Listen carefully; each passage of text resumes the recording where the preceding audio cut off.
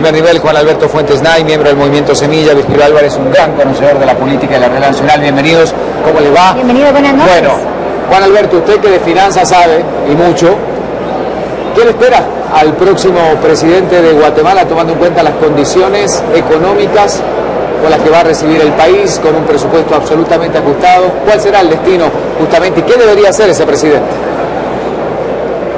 Bueno, definitivamente va a tener un problema fiscal de insuficientes recursos, con una administración tributaria destrozada y donde las perspectivas de reformar y fortalecer esa administración tributaria tomará por lo menos 1 o 2 años. Entonces hay que ser realista en ese sentido, partir de una estimación modesta de los recursos, pero yo iría un poco más allá. Yo creo que ese gobierno va a tener un Estado en general debilitado. No es solo la dimensión fiscal donde hay debilidad, es en la dimensión ejecutiva de recursos humanos, de organización, que también va a haber problemas, ¿no? Y para muestra un botón, el caso del Ministerio de Salud, la atención de vacunas, el personal de vacunas, la atención actualmente en los centros de salud que no tienen ni los más básicos insumos, ¿no? El tema de los hospitales también. Pensemos en el Ministerio de Desarrollo, que se suponía que iba a ejecutar los programas sociales, también con una falta de personal capacitado tremendo, ¿no? El caso del Ministerio de Educación, con una matriculación que ha estado reduciéndose. Entonces, tenemos un problema generalizado, yo creo que va más allá de lo fiscal. Lo fiscal, por supuesto, lo exacerba, ¿no? Pero yo diría que aquí hay un desafío de hacer que el Estado funcione. Y eso me lleva al gobierno de Maldonado Aguirre, de este gobierno que nosotros le llamamos el de transición, donde yo creo que hay una labor casi de emergencia, de ordenamiento de la administración pública, de crear las bases para lo que podría ser el gobierno siguiente, y donde esas bases tienen una dimensión positiva de fortalecer la capacidad de hacer cosas, pero también negativa de controlar los posibles excesos, ¿no?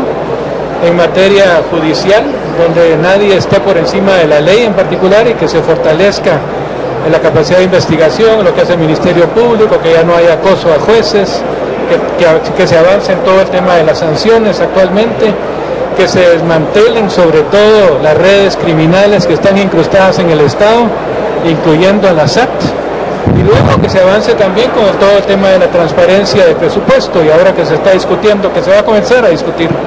Yo creo que ahí el gobierno de transición también podría facilitar la participación ciudadana para que haya esa vigilancia, para que haya candados, en el buen sentido de la palabra de candados, claro, que no le permita al próximo gobierno hacer lo que se le dé la gana con ese presupuesto, ¿no?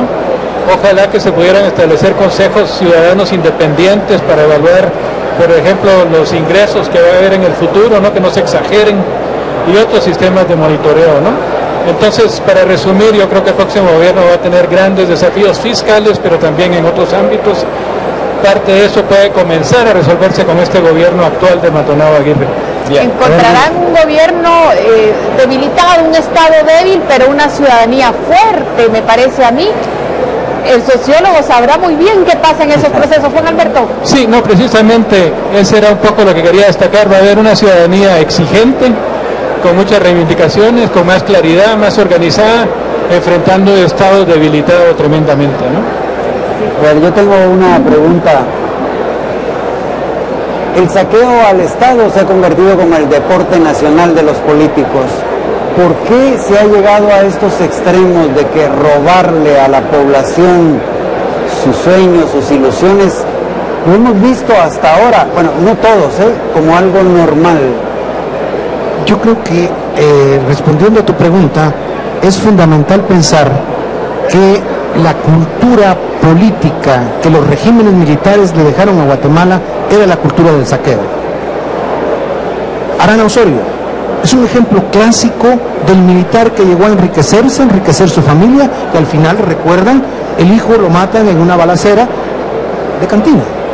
Es decir, hay una tendencia en la clase política que nació con los militares, de que el Estado era su propiedad. Y el problema que tuvimos con Otto Pérez Molina es que quiso repetir 30 años después las mismas características, cuando ya teníamos algunas instituciones funcionando. pero Arana Osorio lo fue, hubo una robadera en el terremoto con Chele Eugenio Laugerud y Lucas García, no digamos. Su mismo hermano en el libro que escribió dice, lo que pasa es que habían unos militares que robaban y fueron los que mataron a Manuel Colón. Bueno, eso lo dice el hermano del presidente, queriendo salvar al presidente. Pero los militares salieron millonarios. Entonces, además, si recuerdas, Otto Pérez Molina fue detenido durante un mes en el gobierno de Ríos Montt y detenido por corrupción. Es decir, esto no es nuevo. Los gobiernos probos de la época anterior, cuando se decía que había un militar que no robaba, como Ubico, bueno, fue a tener un exilio dorado. Entonces, la cultura guatemalteca es una cultura en la que el jefe, la cultura política guatemalteca es que el jefe es el dueño, se llega a dominar, a controlar. Y ha sido un esfuerzo enorme de la sociedad para exigir transparencia. Dinos, por ejemplo, en el gobierno de Álvaro Arzú, ¿sabemos qué se hizo el dinero cuando se vendió la Telefónica? No, porque el que llegó aprendió con los militares que se podía quedar con los bienes del Estado, maquillando un poco la cosa. Realmente la exigencia de transparencia la traemos, lamentablemente, con el gobierno de Portillo. La sociedad recuperó exigencia y se fue encima y le cobró y exigió. Y entonces tenemos apenas 15 años de que los ciudadanos podemos exigir. Nótese, ¿cuánto gana el alcalde Arzú? Tenemos una transparencia. En mi municipio, yo pude entrar perfectamente a ver cuánto gana el alcalde de mi ciudad y me fui de espaldas. El alcalde de Antigua gana 40,000 de sueldo, 10,000 de gastos de representación, tiene gasolina, etcétera, etcétera. Me escandalicé. Pero hoy veo que el alcalde de Jalapa gana 90,000 quetzales de sueldo. No puede ser. La sociedad tiene que exigir más transparencia. Entonces, Haroldo, el problema es, no había transparencia, no había información. Ahora el ciudadano puede exigir esa información y ya no van a haber dueños de los botines, pero sí quedan las clientelas. La gente apoya una campaña electoral porque le van a dar trabajo, porque está el amigo del amigo del amigo que lo puede llevar. Entonces, necesitamos una reforma política de fondo que permita transparencia política, pero también necesitamos una reingeniería del Estado y especialmente del gobierno para tener gente capaz en cada uno de los puestos. Si no profesionalizamos, si no hacemos concurso de barrendero a juez, no vamos a tener una sociedad claramente comprometida. Porque, mira, estamos eligiendo 158 diputados, pero podríamos elegir 300, que habría mayor representación y democracia. Si decimos, el sueldo de un diputado es 3 salarios mínimos, y el sueldo de un alcalde no puede ser más alto que, digamos, el promedio de ingreso en la comunidad. Así es.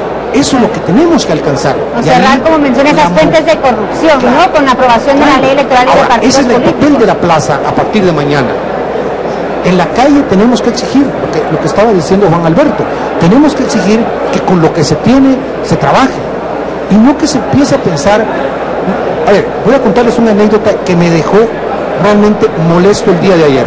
Voy en la calle y me encuentro a 2 hombres elegantemente vestidos, de chumpa de cuero, botas de cuero, subidos en motos BMW último modelo. Cuando veo las placas, es de la SAS, la Secretaría de Asuntos para el Gobierno, los que cuidan ¿Cómo es que tenemos guardaespaldas para el presidente subidos en motos BMW? Bueno, no tienen que comer. Y no hay medicinas en los hospitales, ¿eh? Especialmente. Y no hay cosa para los policías, los implementos indispensables para que puedan dar seguridad. Entonces, ¿cómo? Necesitamos realmente que el gobierno esté supervisado por la población. Y ese es, creo, el gran triunfo de la plaza. La plaza pudo exigir transparencia. No tenemos que salirnos del Parque Central. Claro, pero y de acuerdo a lo que hemos visto, estos datos preliminares, Juan Alberto, ¿cómo calificarías tú esta noche, una noche de sorpresas o algo que sigue esa tendencia que vimos, por ejemplo, en la última encuesta que lanza Prensa Libre? ¿Cómo calificarías tú ahora estos resultados preliminares que hemos estado proyectando? Bueno, primero creo que la participación ha sido mayor de lo que estaba previsto. Y segundo, sí se confirma la presencia de estos tres grupos principales. A mí sí me está sorprendiendo los datos de Jimmy Morales en particular. Uno nota que en general, que en muchos departamentos él tiene más del 30%, lo cual no ocurre con los dos siguientes, ¿no? Solamente en el Petén y Quiché. Ocurre con Líder y con UNE. Sí, entonces sí hay una diferencia ahí que yo creo que ya nos está dando una pauta de lo más probable, ¿no? Creo al mismo tiempo que se fortalece esto de los tres poderes, ¿no? Entre ellos, no es una dicotomía como había sido entre el pasado, entre el primero y el segundo, ¿no? Aquí tenemos tres. Y luego, si pensamos, todavía no tenemos datos de los diputados electos, pero yo creo que va a ser una atomización tremenda en el Congreso, ¿no? Que me lleva a la pregunta anterior, ¿qué va a encontrar el nuevo gobierno para gobernar, ¿no? Aparte de una estructura del Estado debilitada, sin recursos, con tremendos problemas de gobernabilidad política, ¿no? Entonces yo creo que ya comienza uno a vislumbrar eso. En los alcaldes que ustedes notaban, ahí ya se ve una variedad impresionante, ¿no? Yo creo que esa variedad también se va a ver en el caso del Congreso, ¿no? Del Congreso de la República. Bueno, una realidad más que interesante, y este poder que el ciudadano ha adquirido, como usted dice, le está dando otras herramientas. Si fue capaz de lograr que se produjera esto, obviamente con toda la investigación por detrás, hoy el ciudadano de Guatemala obviamente va a pensar de otra manera y va a exigir de otra manera. Y esa va a ser una herramienta muy interesante para el futuro presidente de Guatemala y para toda la administración que lleve a su gobierno, ¿no? Sí, pero hay un dato muy importante en los datos que están apareciendo y que hay que tomar en cuenta. Yo espero que los políticos, todos, estén considerando esta situación. Por primera vez en la historia reciente de Guatemala, ninguno de los candidatos que están pasando al segundo turno va a tener más del 30% de los votos. Exactamente. Es decir, los dos que van a ir a segundo turno tendrán a más del 70% de la población en su contra real, porque no votaron por ellos en el primer turno. Pueda que algunos voten por ellos en el segundo, pero en el primer turno tenemos a tres candidatos a presidente que no lograron pasar la barrera del 30%. Primera vez desde la elección de Serrano Elías. Bueno, porque Vinicio Cerezo arrasó, ¿no? Entonces, este es un dato muy importante que hay que considerar. Si a la par de ello vemos que el Congreso va a ser mucho más disperso, los elementos de gobernabilidad se colocan más difíciles. El futuro presidente o presidenta tendrá que jugar muy bien en el diálogo y la discusión con la sociedad, recibiendo claramente, pudiendo entender los signos de las demandas legítimas de la sociedad y poderlas llevar y discutir en el Congreso. Yo he estado diciendo que el gran problema de Guatemala es el presidencialismo. Estamos demasiado centrados en el presidente. Y en este momento comenzamos a ver que el Congreso es el espacio donde vamos a tener que resolver los grandes problemas del país. Desde, como decía Juan Alberto, cómo administrar la precariedad del presupuesto, hasta cómo poder evaluar y discutir el ejercicio de gobierno.